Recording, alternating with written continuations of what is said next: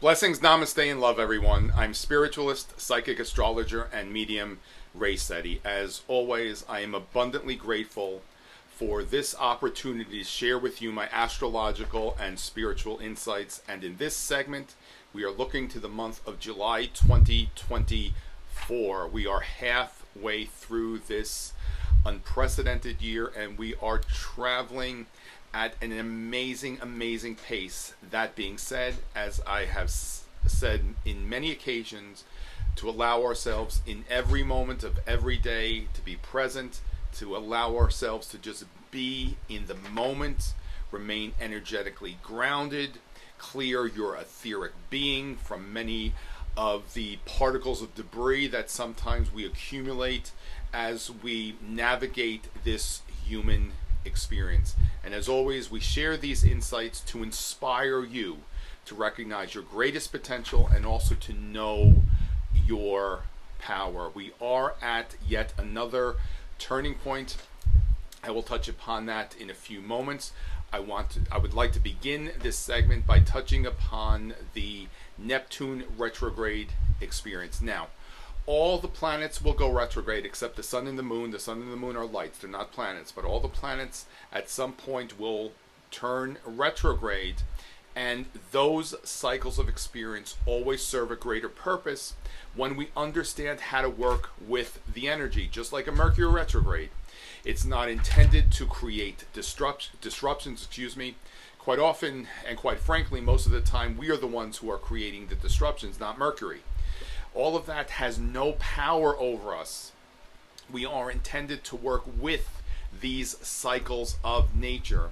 And when we understand how to work in alignment, in conjunction with the specific vibrational frequencies, then we offset and counteract any potential negative outcomes. It's when we're not in alignment with the vibrational frequencies that the disruptions quite often are what I refer to as miscreated. Now with Neptune, whenever a planet moves retrograde, its qualities, its characteristics are internalized.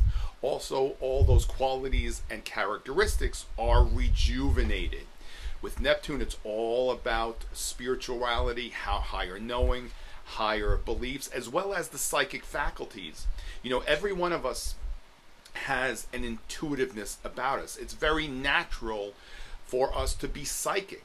I've said in many occasions that what I demonstrate by being a sensitive, a psychic, is not necessarily a gift. Personally, I don't observe that quality to be a gift. It's an ability that every one of us has the opportunity to employ and work with. It doesn't, and that being said, it doesn't suggest that every one of us is to conduct psychic readings, if you will. It's so that we can recognize our connections with spirit, how spirit is continually guiding us, inspiring us, directing us throughout this human experience. All those interactions assist us in navigating this human form. Part of this Neptune retrograde, and because Neptune will be moving retrograde in the late degrees of Pisces. Whenever anything is at a late degree, it indicates a turning point.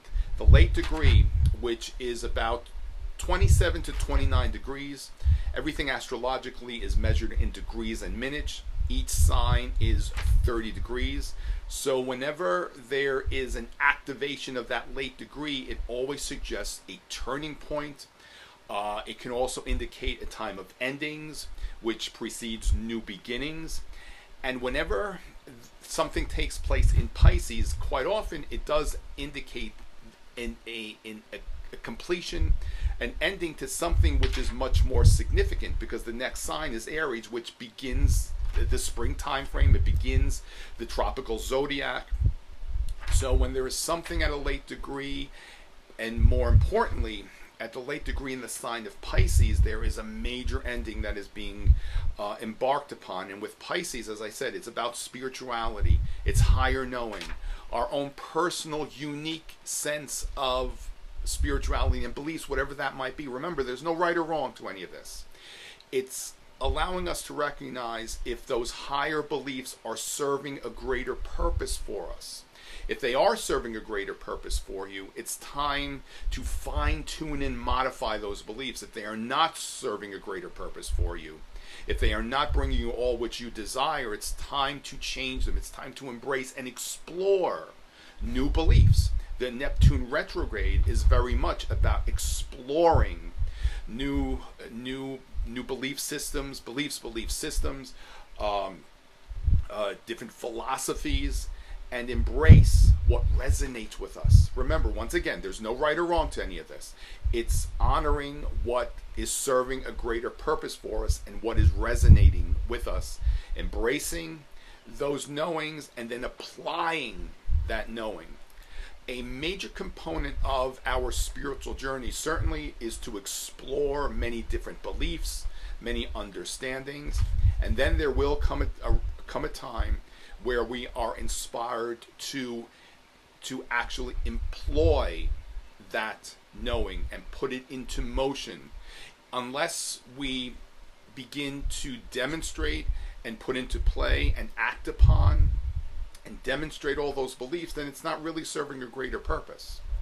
Once we have explored all the options, then it's time to place it and put it all into motion and recognize how or how not it might be serving a purpose for us. Now, Neptune will move retrograde on July 2nd, and it will resume its direct orbit on December 7th. Now, Neptune will move into Pisces, move out of Pisces and into Aries on March 30th. However, it will go back into Pisces for a little bit on October 22nd of 2024. March 30th, 2024 is when it starts to go into Aries and moves back into Pisces on October 22nd of 2024, excuse me. And then it will fully begin its passage of Aries on January 27th of 2025. And it's not until then will it fully begin its passage of Aries.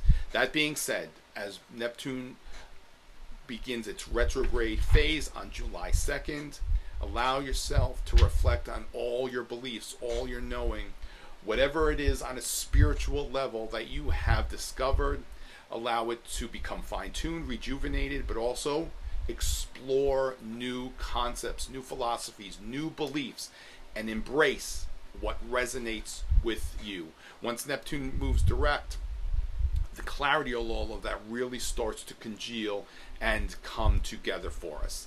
Now, on July 2nd, we begin the balsamic moon phase, which prepares us for our next new moon. And that balsamic moon phase, as I said, is on July 2nd, 2024 at 8:32 a.m. That is the last phase of the lunar cycle, which begins to prepare us for the next lunar cycle, which commences on the new moon. And our next new moon is on July 5th, 2024 at 6:57 p.m. Eastern Daylight Time. Now, what is significant in part about this new moon is that it is a trigger point for the eclipse energies. The eclipse, which took place on April 8th, which was the great American eclipse, was a solar eclipse, and the next solar eclipse, which is on October 2nd of 2024. So allow yourselves to honor whatever you cast in motion at the time of the eclipse, April eclipse, what really was coming together for you. This is a trigger turning point, and it's a time to move forward with all which began at the time of the April 8th solar eclipse. It's also a time to prepare for what's coming and what will be cast in motion at the time of the October 2nd solar eclipse. So just let yourself honor and recognize what's shifting. What do you feel changing that's happening with you right now? Honor that and prepare for the next eclipse season, which is in September and October. We are always offered about 3 months to prepare for the next eclipse specifically solar eclipse. Just like we have the balsamic moon phase, which is about 4 days, which gives us the opportunity to prepare for the next lunar cycle. We're offered about 3 months to prepare for the next significant cycle of experience, which begins on a solar eclipse. Remember, a solar eclipse is an intensified new moon, and it will begin a longer term cycle of experience. A new moon begins a 30-day lunar cycle. A solar eclipse begins a cycle of experience that sometimes it's 6 months, 9 months, but sometimes it can last for years in advance. So we are offered a greater opportunity to properly and prepare for that time frame before it all comes together. Now, our July 5th new moon is at 14.5 degrees of Cancer. That 14-15 degree mark, that's a midpoint. That's the halfway point of the sign. And quite often in astrology, midpoints are significant for us because the midpoint, it's symbolic to the keystone in like an arc structure. That keystone is right at the center, at the highest point of an arc structure, and that has to be the strongest point, which really holds that structure together. So the midpoint of a sign is significant. With Cancer, it's all about understanding our emotions, our emotional wellness or the lack thereof.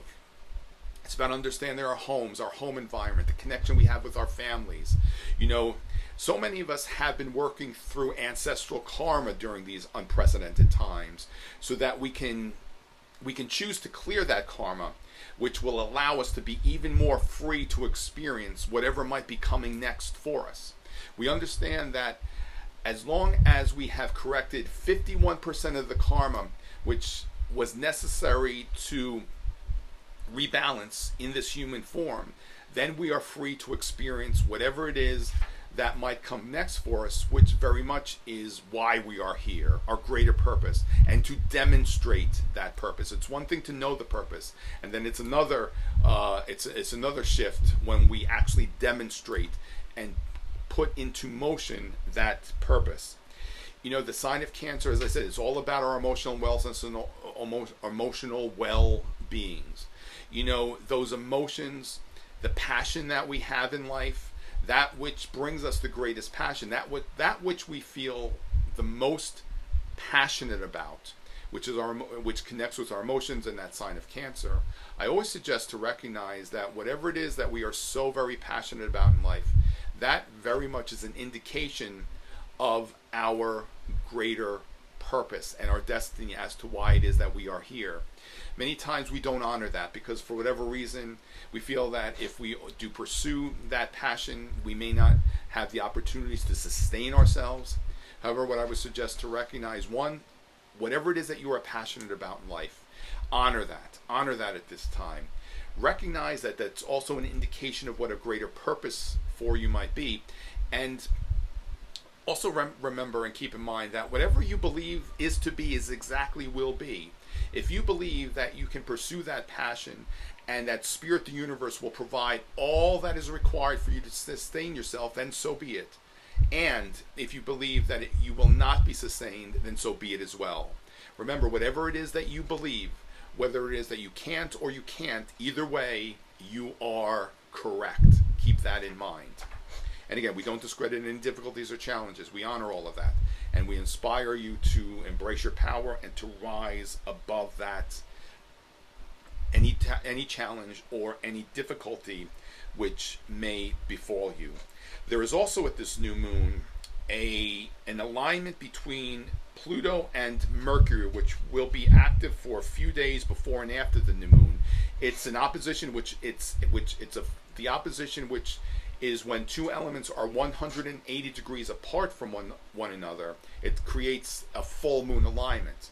So that alignment with Pluto, which is great power and great potential, and the ability to manifest and bring to form to the nth degree, as it opposes that Mercury element, it's such an opportunity, such a profound and powerful opportunity to connect with and recognize the power of your mind.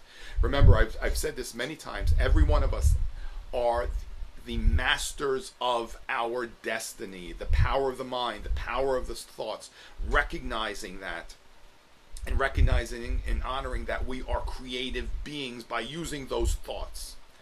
We are offered the opportunity to acknowledge that we are creating our realities. At this new moon, allow yourself to awaken to the power of your mind, as well as the power of the thoughts, as well as the power of the spoken word.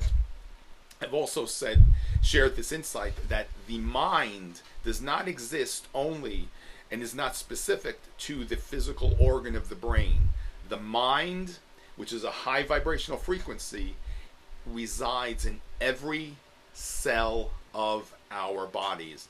There is a plethora of information which elaborates on that insight, and certainly at this new moon, explore many of the insights, the material, the books, whatever that might be, that elaborate and share the insights of the power of the mind. This so that you can recognize how you are instrumental in creating your realities, as well as being the master of your destiny.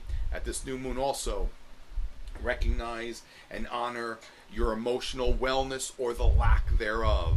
Honor that family unit. We have very much gotten away from the understanding of the importance of being in tribes, that family unit, that we are here to support and connect one another. Everything is unfolding at such a rapid pace right now that we sometimes forget about the importance of these tribes. These tribes, these strong family units. This is what is strengthening the solidity of what is taking place throughout the United States, which the United States is, and I have talked about this in many of my forecasts, in and of itself is embarking upon its own ascension process. That's why so much of what is occurring has nothing to do with politics. In the United States, we are very much ascending towards a higher level of knowing and consciousness. Also, too, it's very interesting that this new moon coincides with the birthday of the United States. And what I would suggest to recognize how we are all very much instrumental in creating a high vibrational nation that is based in love and nothing else. Be mindful of your being. I'm not discrediting what is occurring in certain realms in the outside world. However, it's we individually who are creating what I refer to as the New Jerusalem in the United States, which has nothing to do with politics or religion for that matter. It's about a spiritual ascension that every one of us is enduring, so that everyone may embrace the blessings of their birthright. Now, on July 22nd at 3:44 a.m., the sun transits into the sign of Leo. Every year I talk about what occurs in August, on August 7th, 8th, and 9th, which is the Lion's Gate portal, that is the opportunity every year for us to remember certainly where we came from before we embodied in this human form and embarked upon this human experience. The exact opening of that Lion's Gate portal is on July 23rd, and it remains through August, I think it's August 11th or 12th, around that time. But the opening is exact at sunrise on the dates of August 7th, 8th, and 9th. At that moment, at sunrise, our sun, along with the star Sirius, rises at the exact moment at the time of sunrise over the horizon. This is a time to fortify our creativity, our connections with divinity. I always inspire us to recognize that when we demonstrate ourselves creatively, we connect with divinity. And when we connect with divinity, We demonstrate ourselves to be creative. We are creative beings. This Lionsgate portal, and as the sun transits the sign of Leo, it's so much connected with recognizing that creative element in every one of us, which is not specific to art and music. Creativity is multifaceted. It's recognizing the ideas, the imagination, when that imagination is being stimulated, and bringing to form those ideas. That's in part the creative process, but also too that allows us to recognize again that we are connected to divinity. Divinity is within us, and we are the masters of our destiny. See how it's all tied together with all of this? And also too, on July 22nd, when the sun transits into the sign of Leo, it also forms almost an exact opposition with Pluto. Now, as I was referring to earlier, Pluto is the element that, among many things, it's most about transforming, that transformational experience. It's about death and rebirth. It's also about creativity to the nth degree. If you can imagine, Pluto connects and represents atomic energy. If you can imagine the destruction that takes place when there is an atomic release, imagine the opposite in terms of what is brought to form in terms of creativity. The greatest potential, one of the greatest potentials of Pluto, is that it created the heavens and the earth, the sky and the stars. Everything that we observe was created by the power of Pluto. That's its creation process to the nth degree.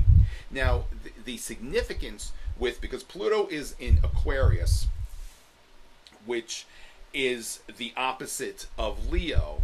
But when Pluto transits Leo, and that was in the 40s and 30s, 40s, and 50s, it was said that Pluto, and we understand it astrologically, that it transited the sign where it's known to be exalted. Pluto and Leo, and this is why I'm emphasizing this connection with the sun in Leo. With the Pluto and Leo connection, Pluto is exalted in the sign of Leo, and it has the opportunity to bring to form, to demonstrate its greatest potential. Planets are at home in certain signs. For example, Pluto is at home in the sign of Scorpio, but it is known to be exalted, where it can demonstrate its greatest potential in the sign of Leo. And I'm digressing a little bit here, but what I want to emphasize is how we're all given this opportunity to recognize and understand and embrace how we are creating our realities, how we have the power within us to create all that we desire when we properly fortify the process. You see, it's one thing casting those intentions in motion. However, if we're not supporting those intentions by being doubtful or questioning whatever we cast in motion, it's not cultivating the seeds that we have planted. By knowing that power is always from that place of love and humility, we support those intentions, and we invigorate that creative potential that is inside of every one of us. The Leo element also most represents love. Love is the only constituent that will heal the greatest and the most challenging discord in the outside world. We are all being inspired to, in every moment of every day, return to that place of love, be in that place of love, and demonstrate that love wherever it is that you go. Now more than ever, we're at such a critical turning point right now. And the only weapon, if you will, that we are to employ is absolute love. I cannot emphasize the importance of that knowing enough. Be in a place of love. As the sun transits the sign of Leo, return to that place of love. That Leo element represents children. It represents sovereignty. Every one of us is sovereign. Not one is greater than the other. Every one of us is equally sovereign, and we are embraced and inspired to welcome that knowing, certainly from a place of non-judgment and love. Now lastly, our next full moon will be on July 21st, and the exact time of that full moon is 6:17 a.m. Now, we are with this full moon. It's actually, I'm sorry, I got a little bit ahead of myself. The full moon is before the sun transits into the sign of Leo on the 22nd. This full moon is at 29 degrees of Capricorn. As I mentioned earlier, whenever that 29 degree point is activated, it suggests and is indicative of a prominent turning point and the beginning of a significant new cycle of experience. In Capricorn, Capricorn represents many things. Specifically in this instance, leaders, government leaders, the leaders of the world, in the last degree of Capricorn, but also too, Pluto is in close proximity. It's actually less than, well, actually a little bit more than a degree away from the full moon. Pluto, as I said, is about transforming, dissolving, destruction even. You know, so much of what is out there in the world which does not serve a greater purpose for us is being dissolved. You know, we are feeling as though there is an increase of darkness in the world, where in fact, in entire truth, what has increased is the light. You see, the darkness that we are becoming more aware of has always been present. It only seems as though it has increased because we are shining more light upon that. Those in higher places which may not necessarily have the highest good of all in their hearts are being dissolved. It doesn't mean that there's anything wrong or right here. It's about karma. And again, karma, it's not about reward or punishment. Karma is all about creating balance where there has been imbalance. Those who have sat in higher places, who truly have not had the highest good of all at the helm of their intentions, will no longer serve a purpose. What I refer to as their reign of terror is coming to an end, because every one of us individually are being inspired to recognize our unique and personal sovereignty. We are all sovereign. You know, we've given away our power to many of these elected officials for too long. The power is returning to every one of us individually, and by being so, we are creating the new earth and ushering in the new age. We're not there yet, we're getting there. And that being said, it does not suggest that we cannot enjoy the blessings of our birthright right now in the here and now. As we move through these next few months, which certainly they may seem turbulent, the energetic surges and shifts in the last few months have been extraordinary. Many are coming to me feeling as though they are coming undone. We cannot emphasize enough the importance of maintaining your spiritual wellness. There is an abundance of spiritual tools available so that we can offset the negativity. It's about making the choices to embrace the tools, put them in motion, be mindful of your wellness and well-being. If there is discord or imbalance, know that you have the power to correct that. But we have to employ those tools which are freely shared with us from spirit so that we can enjoy wellness and the many blessings of our birthright. I hope I haven't digressed too much, and as always, we create this material to inspire you to know your power, your greatest potential. I elaborated on that in 12 chapters in my book, The Planets Align So Rare, the 12 Dimensions to the Human Potential, which so many have shared with me such positive feedback after reading the material. It's all about inspiring you to know your greatest potential. This is why we are being who it is that we are being. So know that every one of us is so important in all that we are creating and all that we are casting in motion, especially in creating what is to come next. You know, when we look to the future, nothing is absolute. Nothing is guaranteed.